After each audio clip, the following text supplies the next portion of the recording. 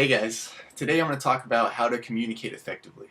In our day and age, it's so important to be able to communicate with other people.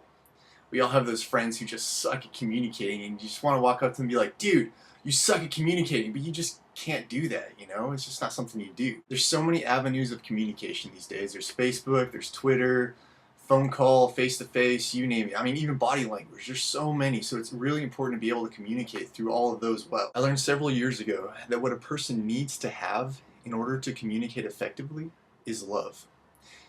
Now, it sounds simpler than it is because a lot of people don't understand what love actually is. I worked with this one girl one time who thought that she didn't want to get married because she thought that she could fall in and out of love. A lot of other people just think love is this feeling, this nebulous thing out there that they have no control over. What the Bible describes love as, love is patient, love is kind, it does not envy, it does not boast, it is not proud, it is not rude, it is not self-seeking, it is not easily angered, it keeps no record of wrong.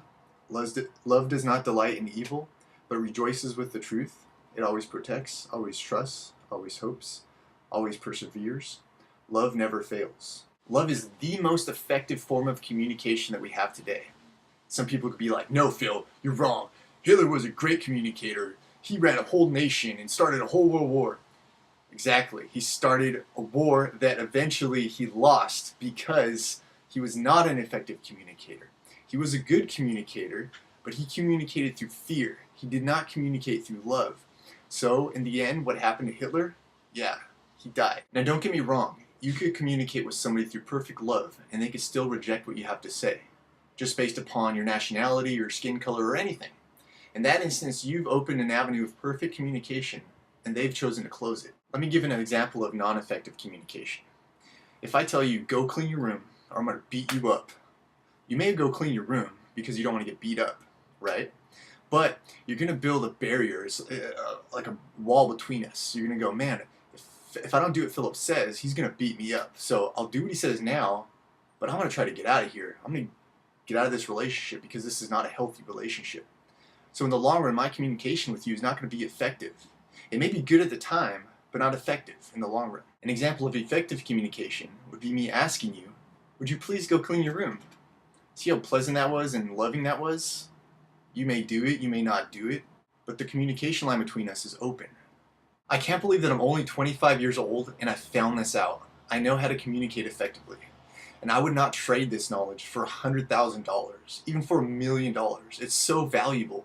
And I really want everybody to understand it because it's so simple. I'm going to read the definition of love again, and I want you to think back to different situations that you've been in and think about whether or not you've done this. And then in the future, I want you to line every form of communication up to this definition. Use this definition as a filter to filter every form of communication that you do through.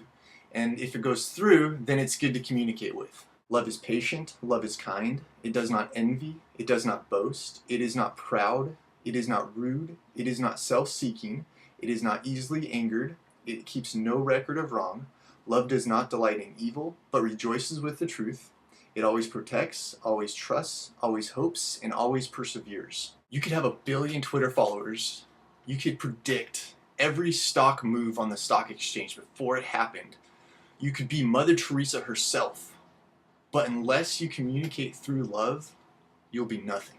You will not be an effective communicator. There's plenty of successful people out there who don't understand how to love, so they are not effective communicators. And I'm sorry, my next door neighbor's gardener just started up. The #1 blocker of communicating through love is pride. Because it's so difficult to have a prideful spirit and love people. Before I end, I would like to give another exercise that may help you in learning to communicate through love. In any form of communication, I want you to imagine yourself as the person that you're communicating to. Now, we all try to do good to ourselves. We all try to get proper things for ourselves. We want the best deals. We want to drive the nicest car. You know, it's just in our nature. We want to take care of ourselves, right? So I want you, in your next communication, to treat that person as you would yourself. Think about what you're going to say, how you say it, and how it's received. And think, if I was that person, did I communicate that in the best way possible? Was it through love? Was it kind? Was it patient? Was it not self-seeking? If that's how you would treat yourself, then that was good communication. Because none of us hate ourselves. We're not trying to mess ourselves up. No, we love ourselves.